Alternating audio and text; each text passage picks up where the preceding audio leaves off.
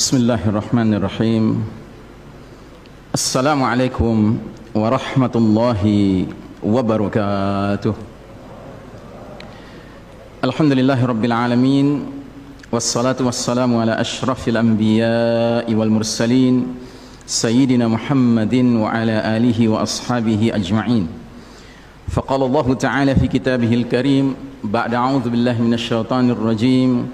Ya ayyuhalladzina amanu taqullaha haqqa tuqatih wa la tamutunna illa wa antum muslimun. Created with free version for non-commercial use. Jamaah sekalian rahimakumullah, setiap Jumat khatib berkewajiban mengingatkan jamaah akan wasiat taqwa.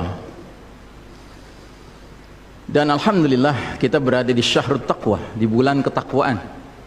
Karena bulan Ramadan ini di antara program intinya adalah as-siyam, berpuasa di siang hari, yang ketika Allah mensyariatkannya, Allah berfirman, Ya ayyuhalladzina amanu kutiba alaikumus siyam kama kutiba alal ladzina min qablikum la'allakum tattaqun. Hai orang-orang beriman, diwajibkan atas kalian as-siyam sebagaimana telah diwajibkan oleh atas orang-orang terdahulu. Semoga kalian menjadi orang-orang yang bertakwa. Jadi sasaran akhir ibadah siyam ini adalah takwa. Sebenarnya sasaran akhir semua ibadah dalam Islam adalah takwa. Kemudian kalau kita lihat dalam surat Al-Anfal, Allah Ta'ala memberikan satu hadiah bagi mereka yang bertakwa. Kata Allah Ta'ala dalam ayat 29 surat Al-Anfal, Ya ayyuhalladzina amanu in tattaqullaha yaj'al lakum furqanan. Hai orang-orang beriman, jika kamu bertakwa kepada Allah, niscaya Allah hadirkan furqan di dalam diri kalian. Dan kita tahu bulan Ramadan juga disebut Syahrul Quran, sebuah bulan yang awal mula Al-Quran turun dengan 3 maksud. Hudal linnasi wa bayyinatin minal huda wal furqan. Jadi kata furqan ketemu lagi di sini. Bisa dibayangkan ketika di bulan Ramadan kita benar-benar intim dengan Al-Quran yang isinya furqan, kemudian diri kita sendiri benar-benar kita garap, kita latih untuk benar-benar mencapai makna siam yang sebenarnya, sehingga kita merasakan ketakwaan yang menghadirkan furqan dalam diri kita. Ketika furqan dalam diri kita dengan furqan dari Al-Quran ketemu, dahsyat sekali. Lahirlah manusia-manusia yang mampu membedakan hak wal batil, mampu membedakan baik dan buruk, mampu membedakan mana yang benar, mana yang salah, dan mampu membedakan mana sunnah Nabi Muhammad SAW dan mana yang bid'ah. Nah, saudaraku rahimakumullah, kemudian kalau kita kaitkan dengan fitnah akhir zaman, kita tidak bisa pungkiri bahwa hari ini umat Islam sedang berada pada posisi yang tidak menentukan, tetapi ditentukan oleh pihak lain. Dan kondisi ini bukan baru berlangsung setahun, 2 tahun, 10 tahun, 20 tahun, tidak. Secara formalnya dia mulai terjadi persis 100 tahun yang lalu, tahun 1342 Hijriah.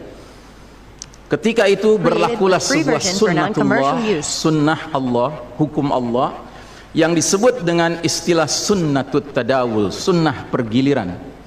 Dalam surat Ali Imran 140 Allah Ta'ala berfirman, wa tilkal ayyamu nudawiluha bainan nas. Demikianlah hari demi hari, masa kemenangan dan kekalahan, kejayaan dan keruntuhan umat kami pergilirkan di antara manusia agar mereka bisa mengambil pelajaran. Sebelum tahun 1342 Hijriah, Masya Allah, pelajarilah sejarah. Umat ini berjaya selama 1342 tahun. Umat ini berada pada posisi yang menentukan. Umat manusia lainnya mengikut kepada umat ini. Tetapi pada tahun itu Allah Ta'ala dengan ilmu, dengan rahasia ilmunya dan hikmahnya mentakdirkan bahwa kepemimpinan umat ini harus berakhir. Dan muncullah sejak saat itu kepemimpinan pihak lain, dan itu hak Allah untuk memilih siapapun yang dia inginkan memimpin dunia ini. Dan mulai sejak saat itu berlakulah hadis Nabi yang berbunyi, sungguh kalian umat Islam kelak nanti akan mengikuti jalan hidup, tata cara hidup umat-umat sebelum kalian, sejengkal demi sejengkal, sehasta demi sehasta, sehingga sekiranya mereka yang kalian ikuti sudah jelas-jelas masuk lubang biawak, kalian terus saja mengikuti mereka. Para sahabat bertanya-tanya, ya Rasulullah, al-Yahuda wan Nasara, apakah yang kau maksudkan itu kaum Yahudi dan Nasrani? Kata Nabi, faman, siapa lagi kalau bukan mereka? Dulu para sahabat mendengar hadis ini tercengang, heran, tidak bisa membayangkan. Tapi semenjak 100 tahun yang lalu, realitas inilah yang kita hadapi. Allah Ta'ala mencabut kepemimpinan dunia dari tangan umat Islam, Allah serahkan ke barat, ke Eropa, Amerika, yang tiada lain adalah the Judeo-Christian Society, masyarakat Yahudi Nasrani.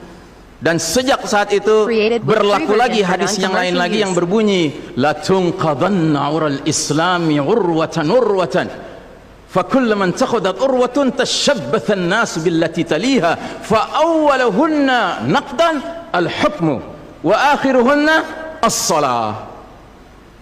Nabi bersabda, tali ikatan Islam ini akan terurai satu simpul demi simpul. Bila satu simpul terurai, manusia bergelayutan pada simpul berikutnya, terurai lagi, gelayutan pada simpul sisanya. Terus kata Nabi menjelaskan, simpul yang paling awal terurai apa? Urusan hukum. Sedangkan simpul yang paling akhir terurai adalah urusan salat. Sejak 100 tahun yang lalu, negeri-negeri kaum muslimin sadar tidak sadar, sengaja tidak sengaja, direncanakan maupun tidak, pelan tapi pasti melepaskan simpul Islam ini. Dimulai dari simpul hukum. Tidak ada negeri muslim lagi yang memberlakukan hukum Islam, hukum sekuler, hukum bikinan manusia yang diberlakukan. Tidak ada negeri Islam yang memberlakukan politik Islam. Politiknya politik kedaulatan di tangan selain Allah Ta'ala, sesuatu yang nggak dikenal dalam ajaran Islam. Ekonominya ribawi, budayanya budaya hedonis, budaya asing sekali. Di mana tanggal 14 Februari umat Islam ikut meramaikan Valentine's Day, tanggal 31 Desember meramaikan malam tahun baru dengan cara-cara mereka. Di bidang pendidikan kita menjadi pendidikan yang sekuler. Di bidang medis ya sudah tidak ada lagi semangat tibun nabawi, pengobatan dengan cara Nabi, tapi bangga sekali ngekor kepada medis barat. Dulu para tabib kalau berhasil menyembuhkan pasien, dia akan mengingatkan pasiennya, alhamdulillah Allah telah menyembuhkanmu. Ya, dia tidak mengatakan aku yang menyembuhkan kamu, tidak. Tapi dokter sekarang berani mengatakan, Pak, maaf, hasil diagnosa jantung Bapak menunjukkan umur Bapak tinggal 3 bulan. Playing God, bermain seolah-olah Tuhan dia. Makanya sekarang banyak dokter yang ucapannya kayak sabda Nabi bagi sebagian besar orang. Nauzubillahi min dzalik. Di bidang militer, nggak ada lagi negeri kaum muslimin yang militernya ruhnya ruhul jihad. Bahkan jihad itu alergi di kalangan militer. Militer yang paling alergi dengan jihad. Ini semua sudah terjadi, saudaraku rahimakumullah. Cuman yang paling memprihatinkan, rupanya Anda dan saya harus sampai menyaksikan simpul terakhir terurai, yaitu simpul salat. Dalam sejarah, sekalipun taun, wabah yang terjadi dahulu kala di dunia Islam begitu dahsyat. Anda tahu taun dulu kalau terjadi orang baru kena paginya ketularan bintil-bintil, sorenya meninggal, Pak. Kalau sekarang orang di swab positif, sekian belas hari dia isolasi mandiri, kemungkinannya 2, kemungkinan sembuh, kemungkinan mati. Persentasenya berapa? Sembuh 80%, Pak, mati 3%, kecil sekali. Bukan berarti kita menganggap ringan nyawa orang, tidak. Cuman saya ingin menggambarkan betapa taun dahulu lebih dahsyat daripada yang so-called pandemi yang lebih cocok disebut plandemi ini. Direncanakan ini, Pak. Yang karenanya kalau kita lihat sejarah, sekalipun dahsyat taunnya dahulu kala, nggak ada cerita, Pak, sholat berjamaah berubah tata cara pelaksanaannya, nggak ada. Kenapa kita harus berubah? Dan saudaraku rahimakumullah, kami cuma mengingatkan beberapa pesan dari Nabi SAW tentang sholat ini. Yang pertama, Nabi mengatakan, sallu kama ra'aitumuni usalli. Sholatlah kalian sebagaimana kalian melihat aku sholat. Ini sudah kata mati, Pak. Ini kunci, Pak. Kunci ini. Makanya para ulama fikih memutuskan al-aslu fil ibadatu al-hadar, ya. Hukum asalnya ibadah ritual seremonial termasuk sholat adalah haram, Pak. Nggak boleh dikerjakan sembarangan, nggak boleh. Apalagi setelah dia ada aturannya, terus kita berkreativitas menyangka itu lebih baik untuk keselamatan dunia kita, sementara kita tidak peduli dengan keselamatan akhirat kita. Nabi Muhammad SAW menyatakan, hari berbangkit nanti aku akan menunggu umatku di depan telagaku. Aku akan bisa membedakan siapa umatku, siapa yang bukan. Umatku adalah mereka yang wajahnya, tangannya, kakinya bercahaya bekas wudhu. Tapi ketahuilah, ada sejumlah orang wajahnya bercahaya, tangannya bercahaya, kakinya bercahaya. Aku panggil mereka, halumma, halumma, tapi dihalau sama malaikat, tidak boleh mendekat. Aku panggil lagi, halumma, halumma, tapi dihalau sama malaikat. Akhirnya malaikat menjelaskan, ya Muhammad, mereka telah merubah ajaranmu setelah engkau wafat. Kata Nabi selanjutnya, sohkan, menjauhlah. Nabi nggak mau dekat dengan orang yang berani-beraninya merubah tata cara ajarannya. Dan ajarannya yang paling pokok apa? Tauhid. Setelah tauhid apa? Salat. Dan ingat, salat adalah amal yang paling pertama yang akan diperiksa oleh Allah Ta'ala bagi setiap hambanya. Dan saudaraku rahimakumullah, untuk menutup, saya ingin menyampaikan dua hadis lagi. Satu hadis dari Nabi, la tadaru furujatin lisyaitan, jangan kalian biarkan celah-celah itu untuk syaitan. Ini Nabi Muhammad SAW yang berbicara, bukan Iksan Tanjung. Kalau Iksan Tanjung yang berbicara, Anda boleh tolak, Pak. Ini Nabi Muhammad SAW yang berbicara, yang kita baca salawatnya dengan harapan mendapatkan syafaatnya, dengan harapan boleh meminum air dari telaganya. Jadi kata Nabi apa? Jangan biarkan celah-celah itu menjadi tempatnya syaitan. Hari ini tidak sedikit masjid bahkan memuliakan syaitan, memberi tanda di mana syaitan hendaknya berada. Na'udzubillahi min dzalik. Mau jadi apa kita, Pak? Mau jadi umat seperti apa kita? Ini adalah simpul terakhir, saudaraku. Kalau sampai simpul terakhir ini kita relakan lepas, sudah tidak ada sisanya ajaran ini di muka bumi. Karenanya saudaraku rahimakumullah, bagi saya urusan sholat berjamaah dan tata caranya ini bukan urusan pilihan fikih, Pak. Ini urusannya adalah urusan dengan musuh Allah Ta'ala. Nabi Muhammad SAW ini terakhir, hadis yang terakhir, kata Nabi SAW, innal yahuda qad sami'u dinahum, sesungguhnya Yahudi sudah bosan dengan agama mereka, wa innahum qaumun hasadun, dan mereka adalah kaum yang sangat hasad kepada kita umat Islam, terutama dalam 3 perkara. Satu, raddis salam, kebiasaan kita umat Islam kalau ketemu saling ngucapin assalamualaikum, dibalas waalaikumsalam. Itu Yahudi nggak senang, Pak. Yahudi tidak senang melihat umat Islam berukhuwah Islamiyah. Yahudi nggak senang umat Islam kalau ketemu saling bersedekah dengan senyum, makanya dibikin aturan begini, nggak kelihatan senyum kita. Yahudi nggak senang kita ketemu, kata Nabi, jabat tangan, rontok dosa-dosa. Maunya mereka begini saja jabatan tangannya. Dari mana ini semua? Yang kedua, mereka hasad sama kita dalam urusan apa? Iqamatis sufuf, dalam tata cara kita menegakkan saf kita. Ingat, Pak, saf dikatakan tegak syaratnya 2. 1 lurus, 2 rapat. Bukan hanya lurus tapi renggang-renggang, atau rapat tapi meliuk-liuk. Tidak, harus dua-duanya lengkap. Sehingga Nabi sampai bertanya, kenapa kalian gak bersaf seperti malaikat di hadapan Allah? Para sahabat bingung, bertanya, bagaimana malaikat?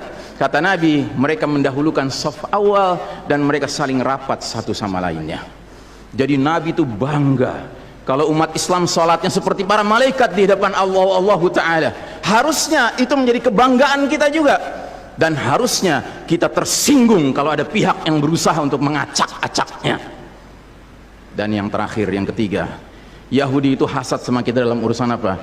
Dalam urusan umat Islam di belakang imam sholat wajibnya mengucapkan amin. Makin keras suara amin itu, makin geram mereka. Karenanya mereka bikin aturan, sempat 2 bulan masjid ditutup sama sekali, nggak terdengar suara amin dari jamaah karena nggak ada yang boleh ke masjid. Tapi sekarang setelah dibolehkan, masjid yang bisa muat 2000 orang cukup 500 orang, cukup 700 orang, supaya apa? Sekurang-kurangnya aminnya bisa berkurang.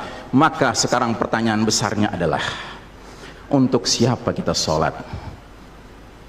Liman nusalli, lillahi aw lihaula, atau untuk mereka? Inna salati wa nusuki wa mahyaya wa mamati lillahi rabbil alamin.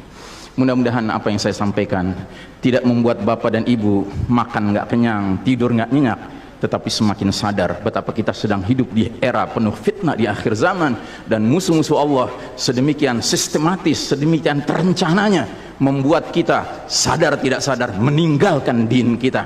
Yang paling mengerikan kalau sampai sudah nggak ada perasaan lagi risau dengan ini semua. Karena apa? Nabi bersabda, siapa lihat kemungkaran ubah dengan tangan, nggak bisa dengan lisan, nggak bisa dalam hati.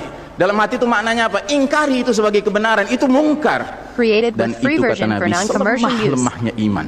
Sehingga di hadis yang lain kata Nabi, kalau mengingkari saja sudah nggak ada iman sama sekali. Nah, yang kita khawatir kalau kita ternyata ridho saja dengan aturan sholat WHO ini, Pak.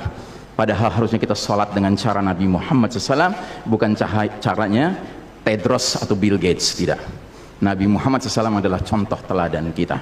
Mohon maaf kepada pengurus masjid, saya tidak memenuhi janji 15 menit, tetapi lebih sedikit. Ya, tetapi kepada jamaah, inilah nasihat dari hati yang paling dalam kepada saudara-saudara yang saya cintai karena Allah, yang kita sama-sama bersalawat. Kita sama-sama mengharapkan air dari telaga Nabi, tapi boleh jadi nggak semua kita ngerti apa yang harus kita lakukan agar air telaga itu dapat jaminan kita boleh meminumnya. Innallaha wa malaikatahu yusalluna 'alan nabi wa sallallahu ala nabiyyi Muhammadin wa ala alihi wa sahbihi wasallim tasliman walhamdulillahirabbil alamin.